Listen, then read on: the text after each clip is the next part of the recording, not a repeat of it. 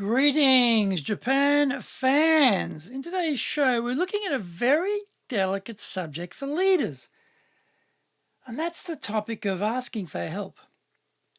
I'm lousy at this myself, by the way. Leaders are often very strong-willed, independent, self-reliant types, and asking for help, goes against the grain. But that's actually crazy. Let's find out a bit more about that in a moment.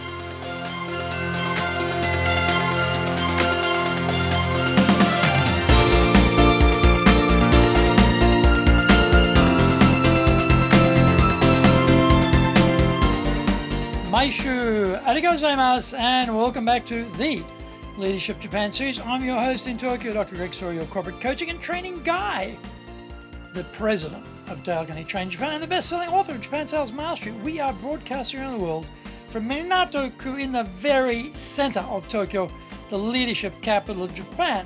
This podcast brings insights, examples, and experience about leading in Japan, and trust me, it is different here. If you have feedback on the show or preferences about potential future topics, then, hey, leave us your comments. Don't forget to rate, review, and subscribe. You might also enjoy the Presentation Japan series and the Sales Japan series wherever you get a podcast. This one on leadership, released every week, Wednesday, midnight, Tokyo time. If you would like to join a free live workshop where we can deal with any questions you have, then just put in the email header, I am based in, wherever you live, and am interested in joining your live leadership session. Send it to greg.story@dalecarnegie.com. That's greg.story, S-T-O-R-Y, at Dale Carnegie, all one word, DALECARNEGIE.com. I'm planning to do a Zoom meeting with everyone, and we will record it for those who can't make it. Tell me your location, because I may do a couple of versions to best suit your time zone. We're planning this for September the 28th, so shoot me information so we can organize everything in time.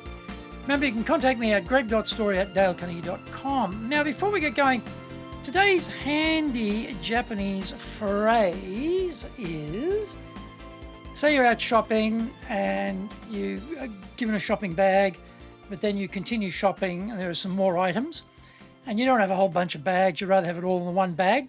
So you want to ask them, well, can you please put them in the same bag? Could you please put everything together, please? We say, Issho ni onegai shimasu. Issho ni onegai shimasu. Please put it all together. Issho ni onegai shimasu. Could you put it all in one bag, please? Issho ni onegai shimasu. Could you put it together? Issho ni onegai shimasu. Issho ni onegai shimasu. Issho ni onegai shimasu. Issho ni onegai shimasu. This is episode number 322. And today we're talking about how to identify when you need help as a leader. Asking others for help can be difficult. The psychology of driven perfectionist people, though, is to prefer doing everything themselves. Others never seem to match up to their expectations and standards. Founders, entrepreneurs, strong-willed individuals are often guilty of this I will do it myself mentality. I am one of them.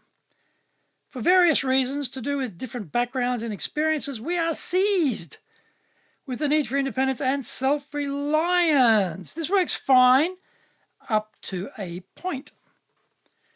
The modern age, though, has seen business become so much more complex.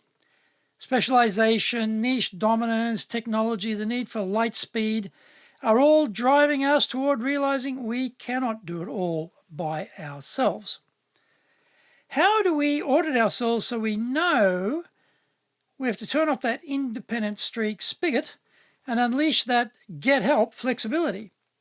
Here are 7 indicators that we need to rethink our approach and tackle issues from a different mindset. Number 1, when we need more experience. We know what we know, but we don't know everything. Our lack of experience can be a blocker to further growth, and we are limiting ourselves unnecessarily. We need to hire the specialist with that required experience rather than trying to recalibrate ourselves to master every new aspect of business. There are only so many hours in the day, so we are better off to get the experience in quickly through others than try and work it out ourselves through trial and error.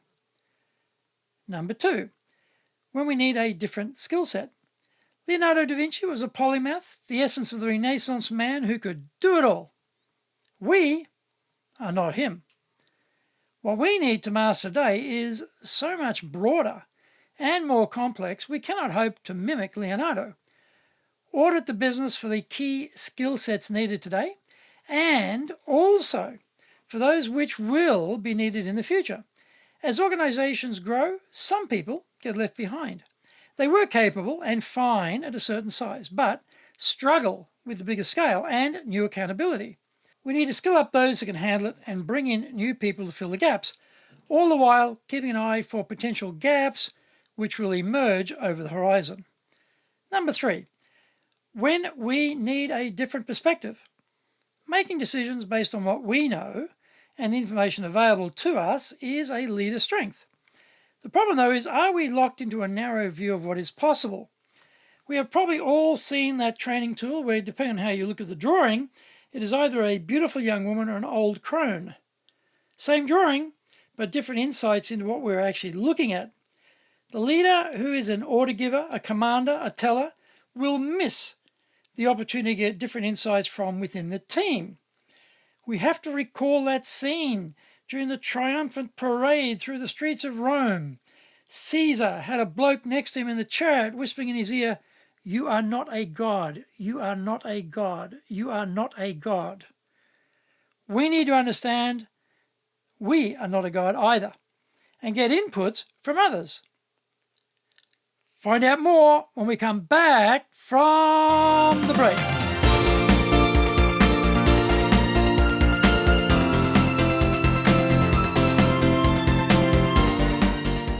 Today's show is brought to you by our public courses, but we also do custom in-house programs. We do them in Japanese and English. So today, our show is sponsored by our Step Up the Leadership program. The next one's on September the 2nd.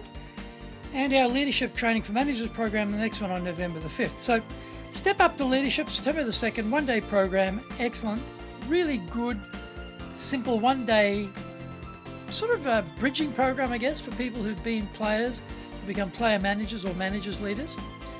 How do you understand your new role properly? How do you coach people? How do you communicate with them? How do you get the performance, production? This is what we cover in this one-day program. Very, very good. If they are more seasoned leaders, but they actually don't know anything about leading because they've only been ever trained to be managers, running the processes, but don't know how to lead, Leadership Training for Managers, there's the title, gives it away, doesn't it? Leadership Training for Managers. Make managers into leaders. This is a 7-week program. Next one starts on November the 5th.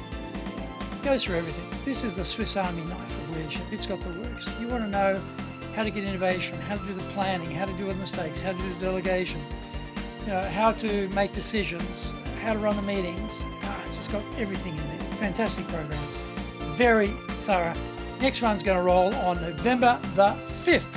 So make a note in your diary. Now, our website is full of resources that are useful, so go to enjapan.dalecarnegie.com. You can email me at greg.story@dalecarnegie.com. Watch the Cutting Edge Japan Business Show on YouTube, and also over at YouTube, you can access over 800, now I think it's 813 training videos, Japan Dale Carnegie TV, and get my book, Japan Sales Mastery. This is the Bible for selling in Japan.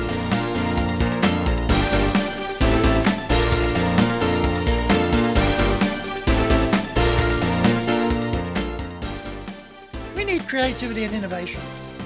Sometimes the less people know, the more insight they have. The codification of the work, the history of the people in the firm, the inherent group think, all work against creative ideas emerging internally. We need these in order to thrash the competition in the marketplace.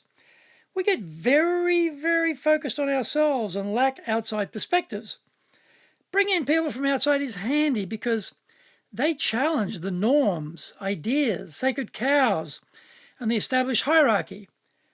I always ask our new people to report to me after their first month on what we are doing that is working and what we need to do better. Unlike the rest of us, they see things we all take for granted and which we don't question anymore. Number 5, when we need additional people power. Japan is very good at this. They are more fixated with ensuring no mistakes. So they do that by applying the weight of many people. We are fixated on reducing costs, being lean, and we will put up with mistakes. There's also the danger that as we grow, we start to outstrip the capability of the existing team to cope with the work. We have to be observant to make sure the machine can run efficiently and that we have enough people in place.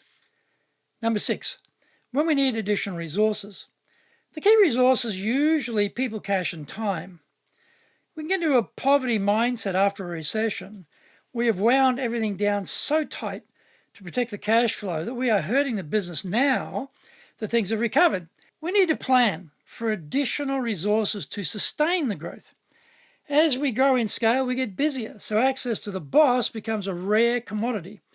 As leaders, we lose touch with the engine room because we are locked up in the wheelhouse. We need to bring in resources that free us up so that we can work on the business and not just in the business. Number 7, when we need a values check. We start the business with high hopes and grand aspirations. The vision, mission, value statement is crafted so carefully. It goes up on the wall behind the protective glass and then gathers dust. We need to keep these ideas alive over time and with the influx of new people. There is probably only one person left in my office who took part in the original effort to create these guidelines for the business. To deal with this, we go through vision, mission, values every single morning at the start of the day so that we don't forget them and to get us all on the same page. We can't do it all by ourselves, but we can do the maximum amount possible if we get others to help us. To do that takes a mind shift about how to run the firm and what is needed. The trick is building awareness rather than repeating routine. Take an audit of what you are doing and make some decisions about where help will add to the business.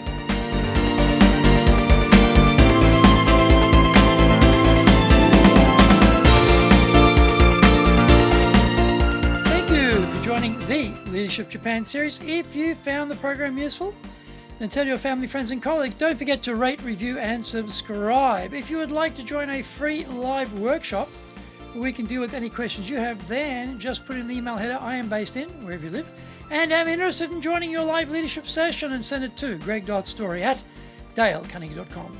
I'm planning to do a Zoom meeting with everyone, and we will record it for those who can't make it. Tell me your location because I may do a couple of versions to best suit your time zone.